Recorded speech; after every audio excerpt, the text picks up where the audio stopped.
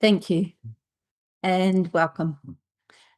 Tonight, I want to dive into an understanding of the practice of mindfulness and its power to change your mind, change your perception, and your response to the world. To be mindful is to develop self awareness and essentially integrate and coordinate your personality as an effective vehicle for soul expression. I'll explore a bit of the psychology and the science, as well as the deeper esoteric insights behind this ancient spiritual practice, founded in Buddhism, but now adopted by many Western progressive minds, sometimes unappreciated and dismissed as simply a New Age practice, except by those who truly understand its power to raise your consciousness, connect you with your higher self, and that which is universal. The journey of understanding consciousness is what I believe theosophy is essentially all about. So, mindfulness is a discipline. It appears as simply paying attention. However, to be fully present, we must let go our thoughts and to relinquish many established beliefs about our worldview and how reality works. It goes hand in hand with the practice of meditation, as essential to those who truly seek to live a spiritual life. Knowing about it is not enough. This is an existential way of engaging with life that evokes a profoundly beautiful experience, even in the mundane, and reveals the truth of who we are and how we create our reality. We have a choice to stay in the habit of existing in the world created by thought, or see the world as it is. So, the biggest mystery of our time is consciousness. From ancient wisdom teachings to modern science, we seek to understand consciousness. But we fail to put it into words because it's an experiential realization beyond the thinking intellectual lower mind. Consciousness is an awareness, it's an experience, not a concept. So close your eyes for a moment and focus on your breath. And just gently watch the breath as it comes into your body and as it leaves, allowing it to get a little deeper. And you'll find that your thinking mind starts to calm as you breathe deeper. Breathe down into your belly and just follow the breath with your mind. If your mind becomes distracted by thought, simply come back to the breath. And just let your mind calm.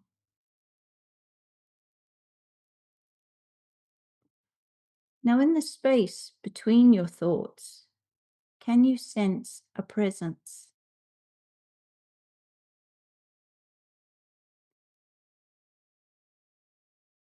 You know you are this presence, this consciousness, this conscious awareness.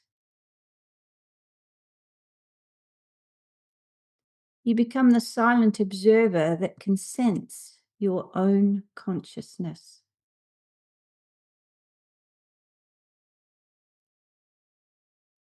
As your mind rests on your breath, you get a glimpse or a sense of your essence, your soul, the peace within you.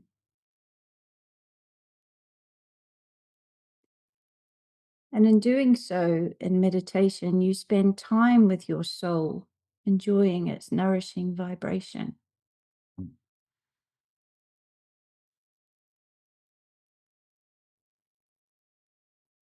Now, gently start to come back into an awareness of your body sitting in the room, but keep your eyes closed for a moment longer. So just come back into your body, just move so you're physically present. But I'm going to ask you today to open your eyes in a way that you might not normally come out of meditation. I want you to open your eyes with full awareness, with soul awareness, and simply experience what you see. So your eyes are the windows of the soul. I want you to see as a soul, So when you're ready, just gently open your eyes.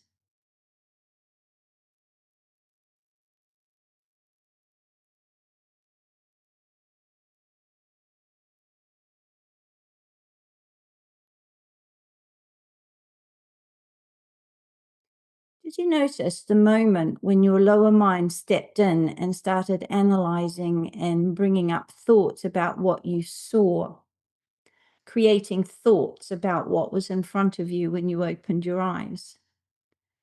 But just before that, when you first opened your eyes, did you experience a moment when the world just was and you were present? Your presence, your essence, was present in that moment.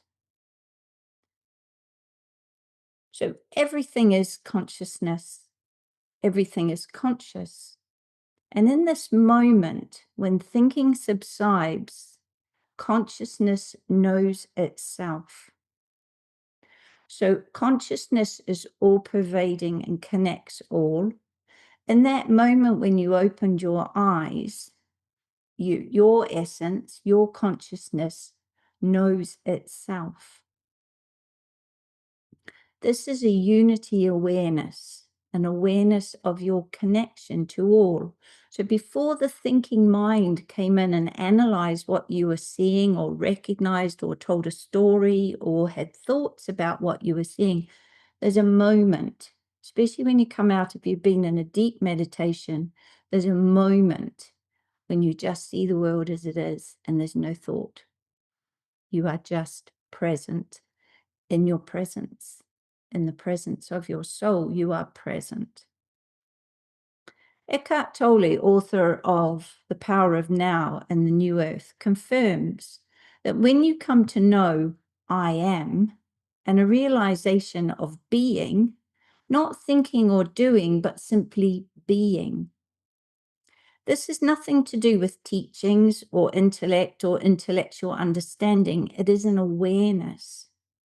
Everyone can sense their essence. You don't need any esoteric training or wisdom teaching to be in touch with your essence, to sense the consciousness that you are.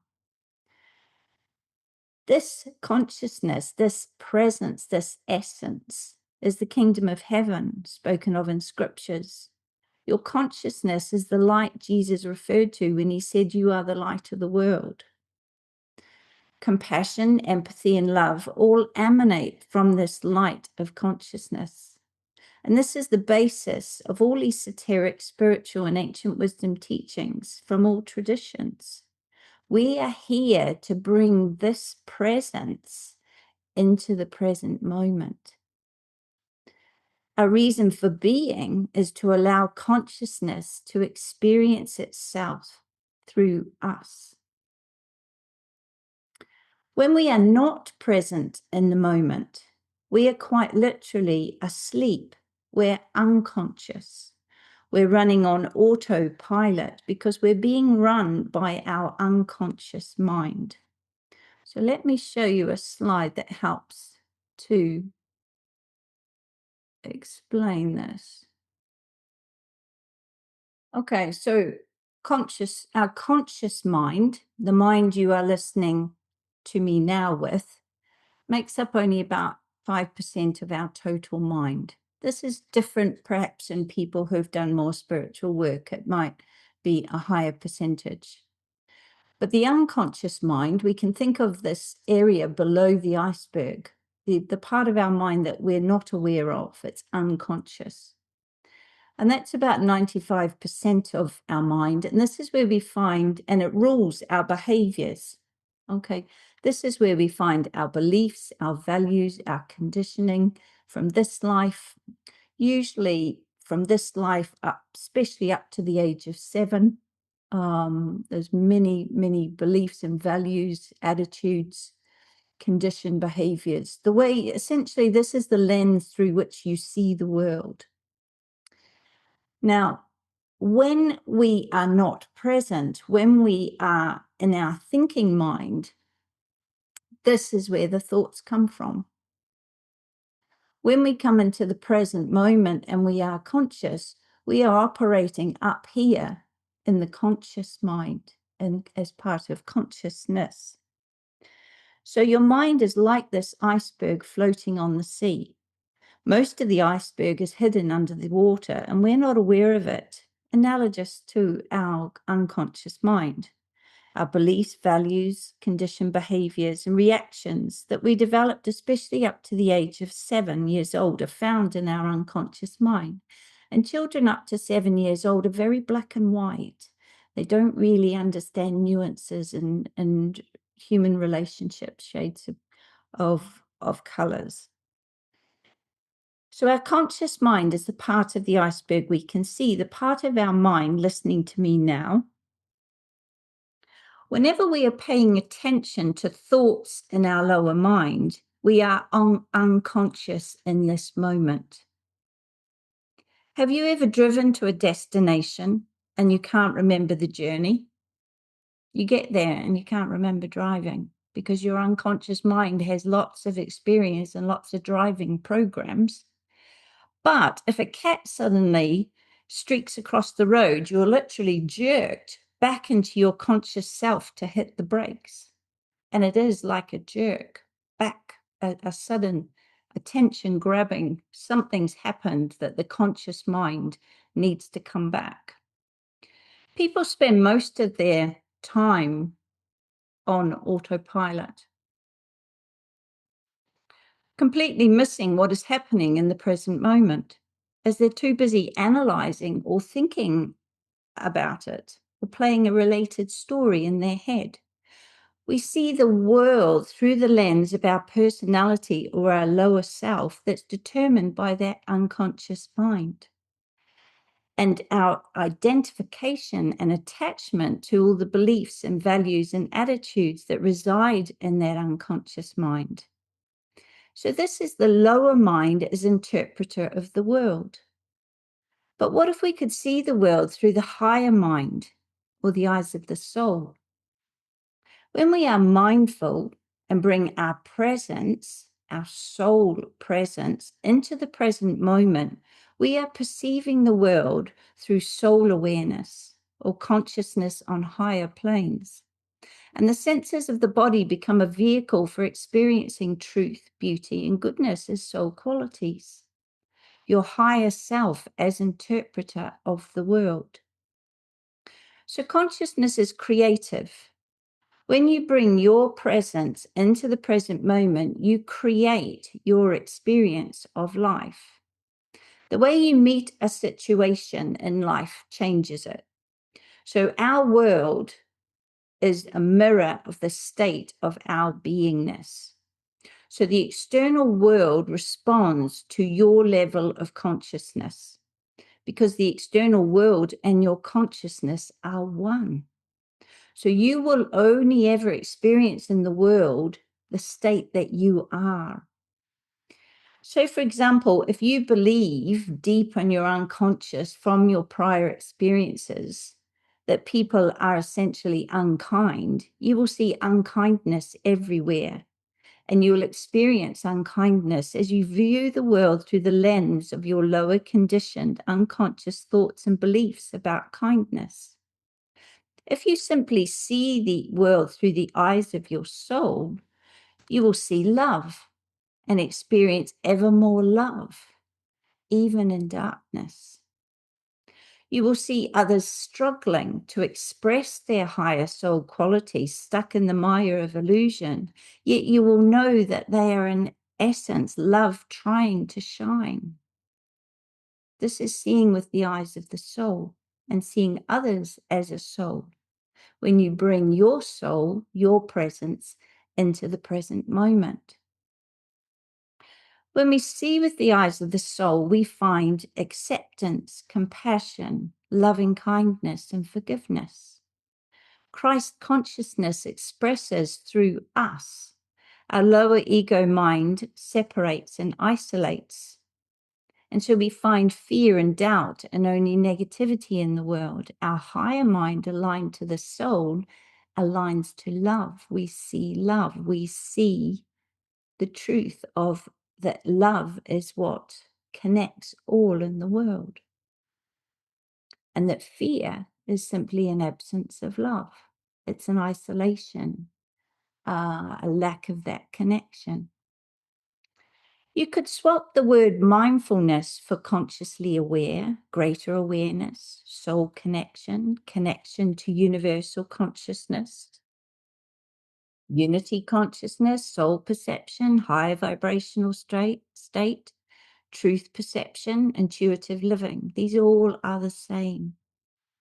Mindfulness is soul awareness. It is seeing the world through the eyes of your soul or your higher self.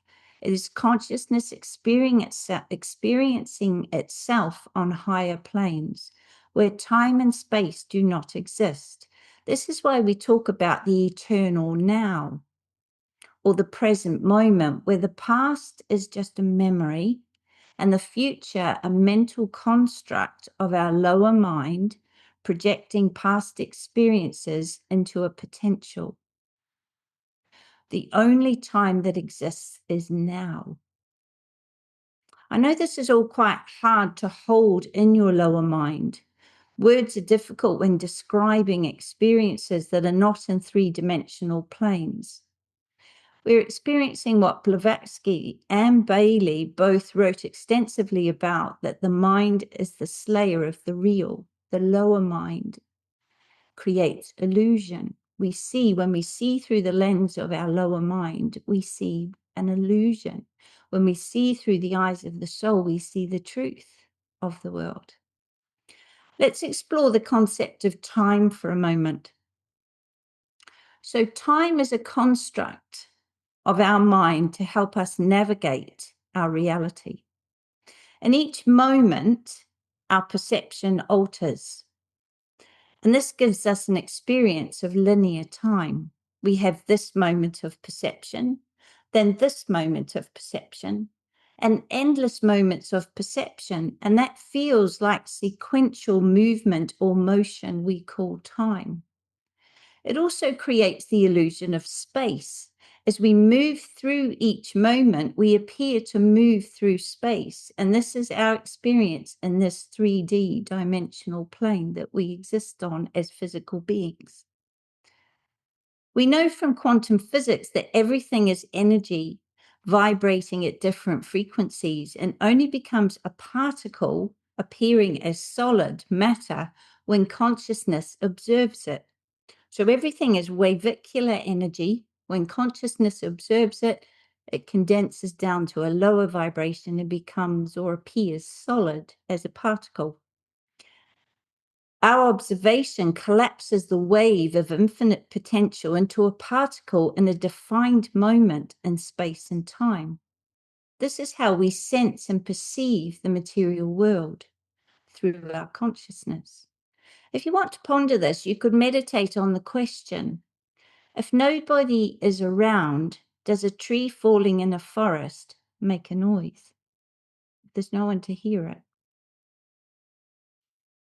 But notice, when you meditate, there's no time and no space. There's no concept, or there's no awareness of time or space in meditation. So on the higher planes of consciousness, time and space do not exist. On a soul level, time and space don't exist. It's all happening in the eternal now. Have you noticed how time is relative and changes depending on your perception of what you're doing? If you don't enjoy something, time drags.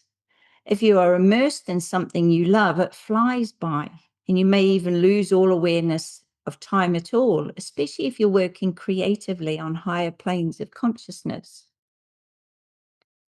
Our soul is multidimensional.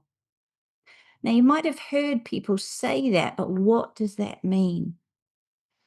What it means is we're only aware of the moment our consciousness chooses to perceive, this moment now. In each moment of this life and all of our lives, we make choices. And it seems as if our choices in the past created our present experience in a linear progression we experience as life. But what if I told you that every choice you have ever made, the other choice or choices continued for you on a parallel dimension, but you're just simply not consciously aware of all of those realities? It's hard to hold that in our mind, but imagine every choice continued in a parallel dimension. You are only aware of this one, and that's why it seems that we're only in this one. But your soul, for your soul, they were all happening on a soul level. Your soul is aware of these dimensions and learning the lessons they provide, just like it is on this dimension that you are currently aware of.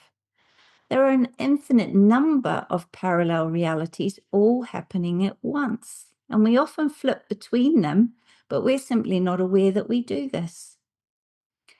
With greater soul contact, you can start to become aware of this. This is essentially what déjà vu is. In another dimension, we've been there before. Have you ever had strange experiences where people or the environment changes? During COVID, I would go and meditate in the woods near me under a particular tree when I wanted to escape teenagers at home stressing about exams. Now, that tree in front of it was sort of a broken fence and a meadow.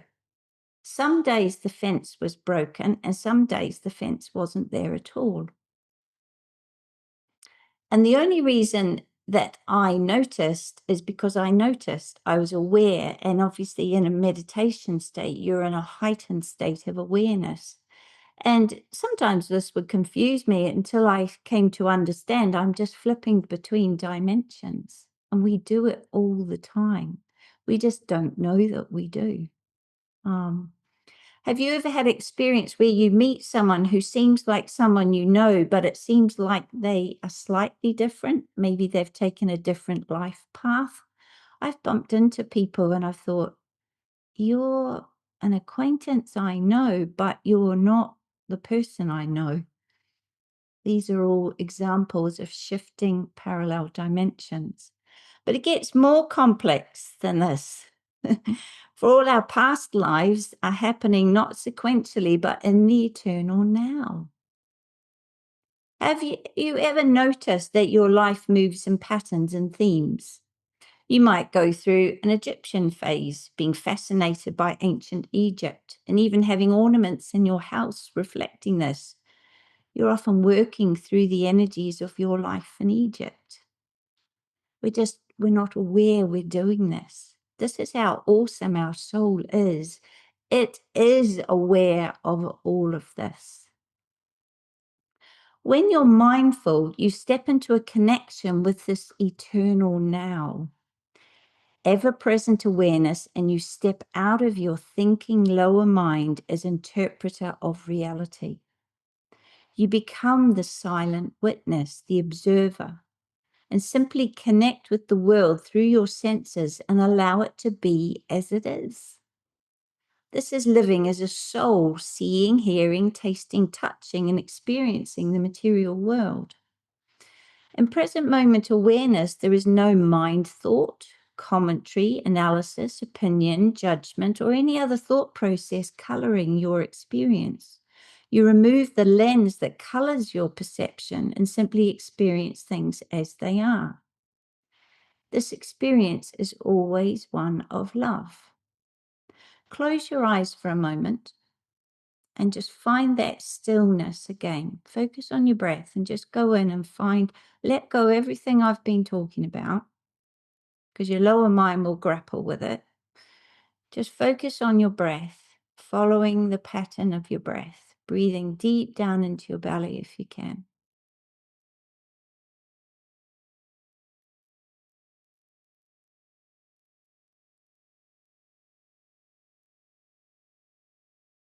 And as you follow the breath and the thoughts slow down, just notice that presence that we connected with, that soul presence. It's there. It's like a clear blue open sky, and the thoughts are just clouds passing over the clear blue open sky. the presence, the essence, is the clear blue open sky. Notice when your thoughts subside, there is no fear, no doubt, and everything is fine, and all is love. If you gently come back into the room now, so in this moment, everything is fine. Worries and anxieties are just fears from the past, from your unconscious mind projected into the future. And we worry and we get anxious about them, we worry. But in this moment, right here and now, you're fine. In this moment, you're connected to all that is. You are your soul, and everything is fine. And if we can learn to go from moment to moment to moment as a soul, we experience love more and more. The more mindful we are, the more present we are, the more we see through the eyes of the soul. And remember, I said that our being, how we are, our state of being reflects back to us from the world. It's like the world is like a mirror reflecting back how we are. If you're angry, everything is wrong in the world. Everybody seems angry. If you're calm, the world feels calm. If you are quiet and in touch with your soul, you see beauty, you see truth, you see goodness, because these are soul qualities. The world acts as a mirror to the qualities of your soul. So mindfulness not only protects our experience from our own thoughts and builds resilience and resistance to the negative. It builds resilience and resistance to the negative thought forms of others and protects us from manipulation and control. So if we are able to be present, and I'm going to talk about how we can still use our lower mind as an instrument for thought, but if we are present in this moment, we are protected from those who seek to influence our mind, who seek to manipulate or control our mind or fill it with ideas that they want us to hold. So next time someone is playing mind games with you, and people do, human relations, they do, try just being present and observing and see what happens. Just so when we react, when someone plays mind games, if someone triggers us, that's something in our unconscious mind is unresolved, needs redeeming, needs healing, and it's bringing it up for us. So the world's acting as a mirror. If I'm getting angry, it means something inside of me is unhealed in relationship to whatever's making me angry. I look inside. The other person is just acting as a mirror to bounce that back for my awareness and my growth. So when someone is playing mind games with us, if we simply be present and observe as a soul, what you will see is you will see the soul of the other person. You'll see that they're just a lower mind struggling to shine their soul light because they've got some maya, some illusion in their being that needs resolving. And you won't react the same. You won't get as angry. You'll find compassion and love for that person. So your experience of someone playing mind games will be compassion and love, because you as a soul, you come into your presence in the present moment, you will see them as a soul. This conscious awareness, staying present in our presence, our sovereignty, our authenticity, our true self, our essence, our soul, our higher self. These are all the same words for the same experience.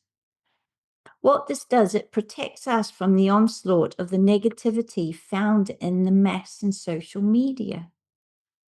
It protects us. Because if we are in our lower mind of thought And a lot of that is unconscious, and there's a lot of conditioning and fear programs in there. The outer world of the news and negativity is going to really trigger that. It's going to go round and round in our head, and our whole being will become fear and doubt and all that negativity. Have you ever been in conversation with someone who's very negative, who's moaning a lot, or who's very pessimistic, and you start feeling yourself, oh, you feel like the world is heavy. You feel like you've taken on board, and you've taken on board that energy. If you stay in your sovereignty, you stay present, you're protected from that. You just see them as a person who's struggling. And you might even say, can I help? Through mindfulness, we come to realize the illusion of time and understand the infinite continuity of consciousness. And this removes our biggest fear, which is the fear that we will no longer exist. We come to know our immortality as a soul, because the eternal now is eternal. So we might change the shape and form through which our consciousness is interacting, but it doesn't go anywhere. It doesn't go away. It's eternal. We're eternally here and now. So time is a construct of the lower mind. And it is in these moments of timelessness that you can appreciate that the present moment is all you ever have. The past is gone. The future will never arrive. But here and now, you have the opportunity to change. In fact, it's the only time you can change. It is also the only moment you can truly experience what it is to be alive. All creativity, all happiness, all choice, all change only reside in the present moment. So the present moment is the only time over which we have dominion. Many people are alive, but don't touch the miracle of being alive because they don't bring their presence into the present. They're too caught up in their unconscious mind programs, reacting to everything around them because they think the world out there is the reality. And then they wake up and they realize and they become enlightened as to how life works. We often experience mindfulness in moments of crisis or trauma, when we act spontaneously, intuitively, as the need arises with no thought or planning. So, these actions often reflect the highest human capacities and qualities. We all know incredible stories of true heroes who simply responded to the need of the moment. They get upset and break down later when the lower mind kicks in and starts analyzing what happens, and that's essentially the trauma. But in the moment, they just did what was needed, what was required. And you may have even experienced this yourself. We see this in the seemingly effortless, incredibly beautiful, almost slow motion action in sports people who've mastered mindfulness and performance. They are just in the moment, in the moment, in the moment. They're allowing the sports performance to come through them, that consciousness to come through them by being present. You may have experienced moments of absolute clear insight when intuitive understanding simply arises on the palette of your mind and paints a beautiful picture of complete realization of some truth, or presents the perfect solution to a problem or a conflict. This can only occur if you're present and aware, not caught up in your thinking mind. In the West, especially, we've developed our lower analytical thinking mind through education and the accumulation of knowledge as a necessary part of our collective evolution. But there is the realization that we have overdeveloped our lower mind in this way. The mind is the slayer of the real. Many of the mental ailments and anguish on the increase, especially in the West, are due to overthinking and an over-reliance on the lower mind. We are too much in our head and not present.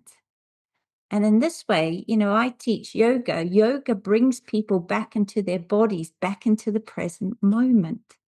And this is the same for any mindful physical discipline like qigong or tai chi, or any physical activity, even walking. If you're walking and you're out in nature and you are connecting, you're not got music on or talking to someone, you're actually present, you're connecting with the earth under your feet and the trees around you or the ocean or whatever's present in front of you.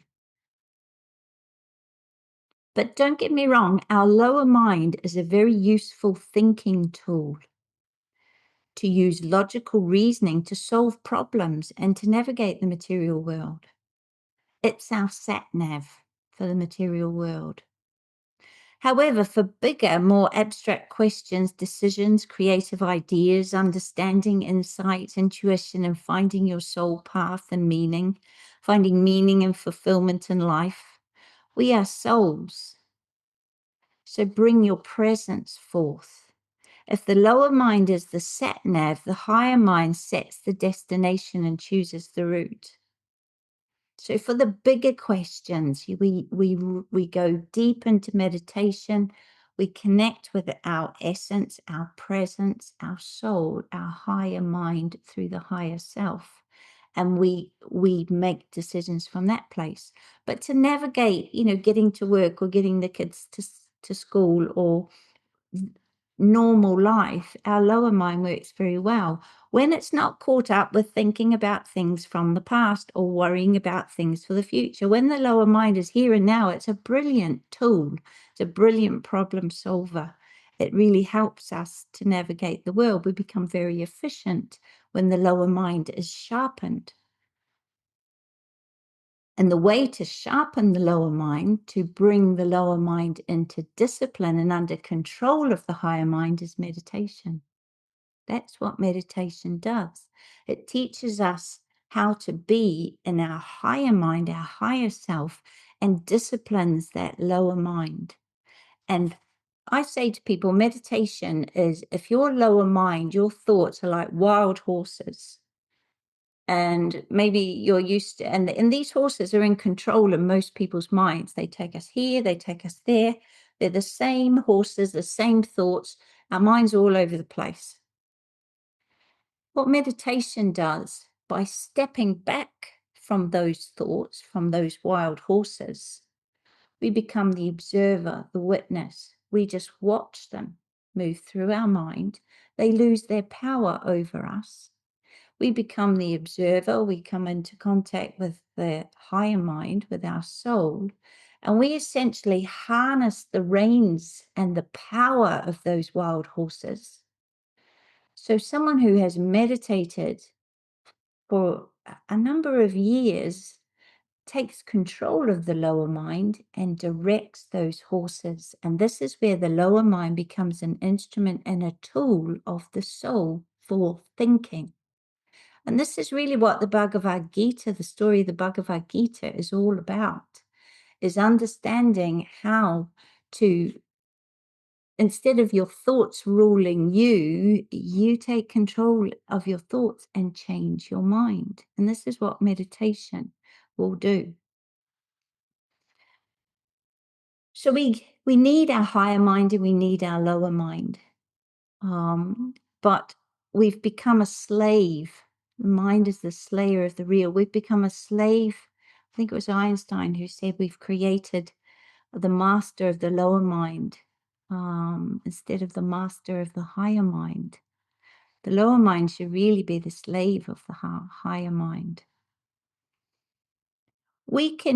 So when we come into the moment, we are not being ruled by our unconscious thoughts, determining our responses and our experience and our world, but we are present consciously.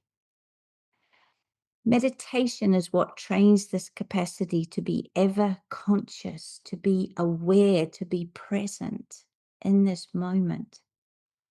Connecting with nature, meditation. Another way to help train your mindfulness is to listen to music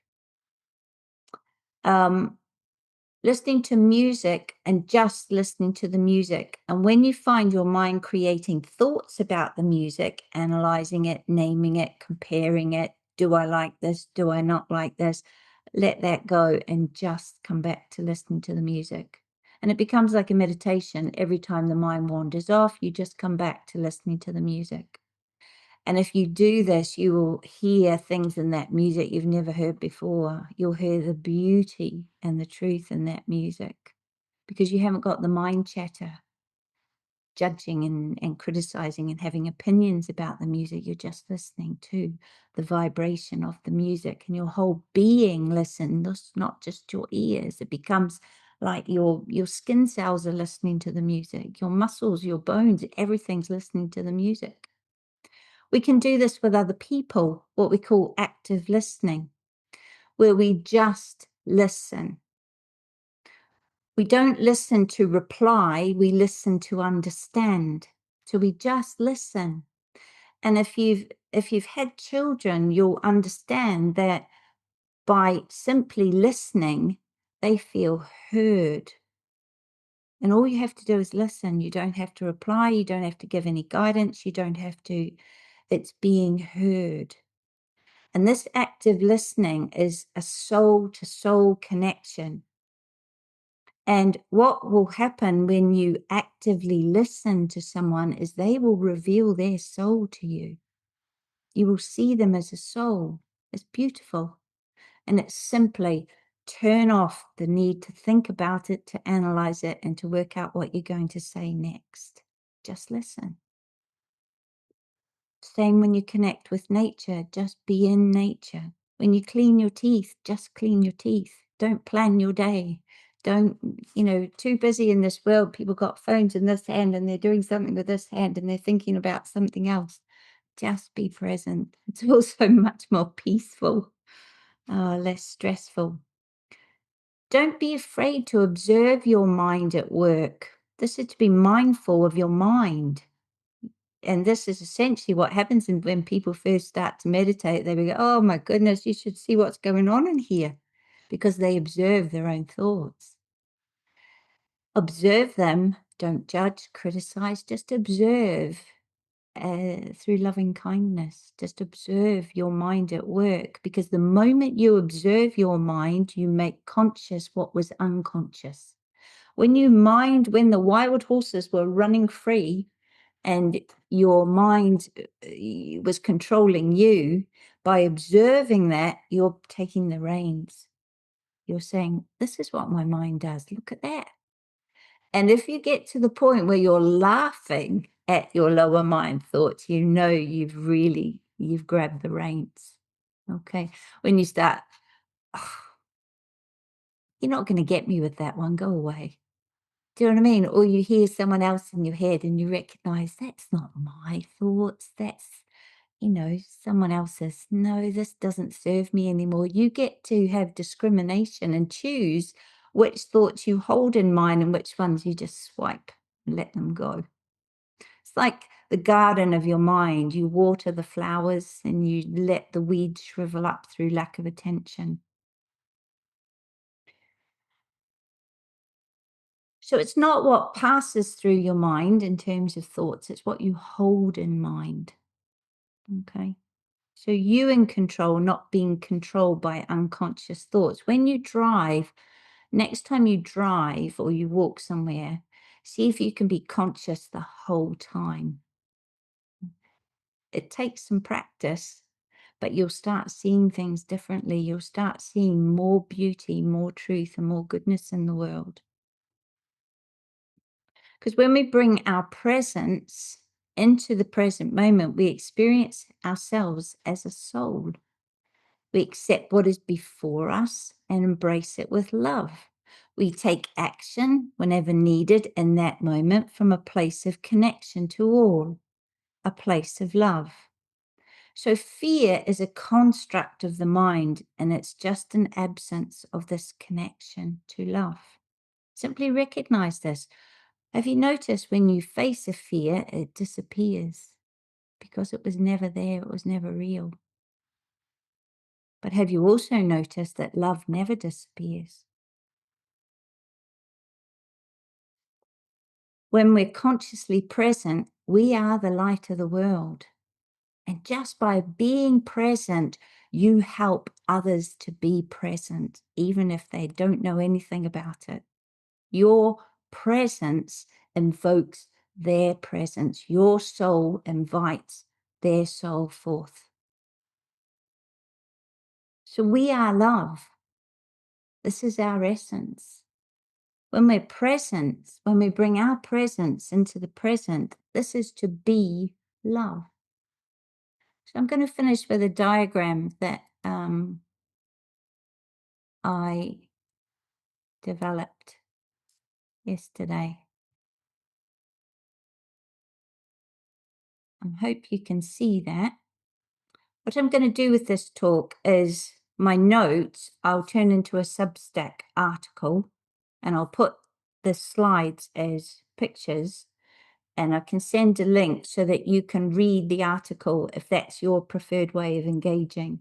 There'll also be a recording of the video, but if you want to dwell on it more, some people prefer to read.